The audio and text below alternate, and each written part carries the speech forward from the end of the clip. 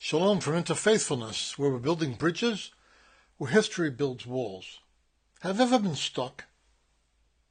Have you ever lost motivation and lost momentum so that just getting out of bed in the morning is tough because you don't know why bother? You've just lost your momentum. This can go on for a day, for a couple of days, for a longer time than that. I'm very familiar with this from my own personal experience. And recently I prayed to God about it, and I feel as though God gave me a window, and I want to share that window with you, because I hope that by looking through that window, your life can look better for you after you've seen this video than it was before you did. So I want to share with you 4 keys, I think, to regaining momentum when you've lost it.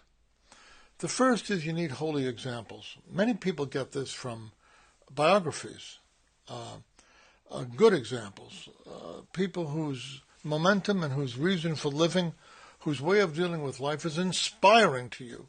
You need to be inspired when you're becalmed. So you need holy examples, good examples.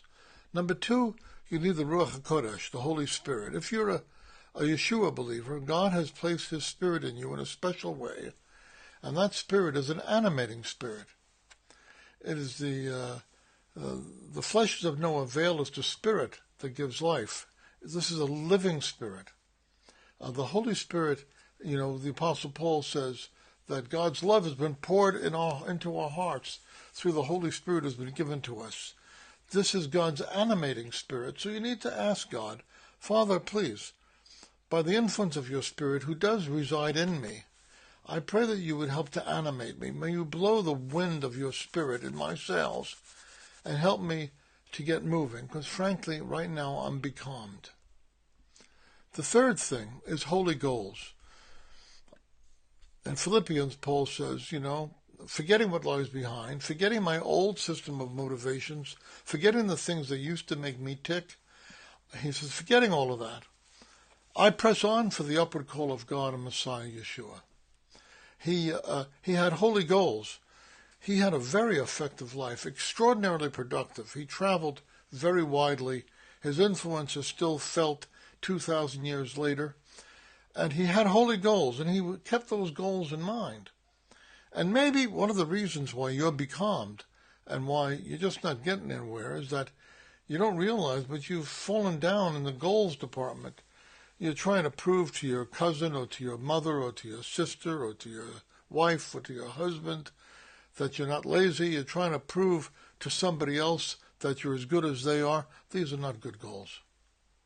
The goals you should have are holy goals, the things towards which God calls you. What are your natural abilities? What are your acquired skills? What are your spiritual gifts? How do these things combine to help you have some understanding of how you can most effectively invest your life?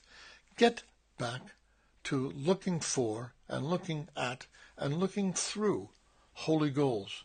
And that very well may get your life moving. Finally, the 4th thing that kept Paul moving, and that should keep us all moving, is a sense of holy accountability.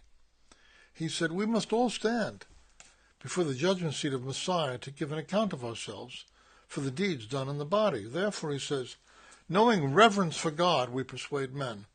He knows he's going to give an account of himself. So this is no time to sit around and feel sorry for yourself.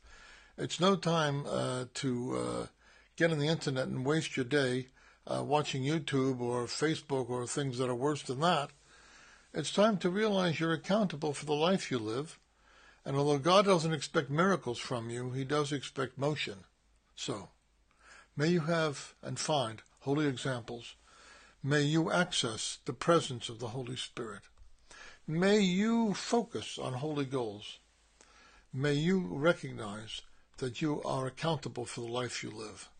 And through all of these things, may God get you moving, and may that journey be the most exciting thing you can imagine. This is all for today from Interfaithfulness, where we're building bridges, where history builds walls. Bye-bye for now.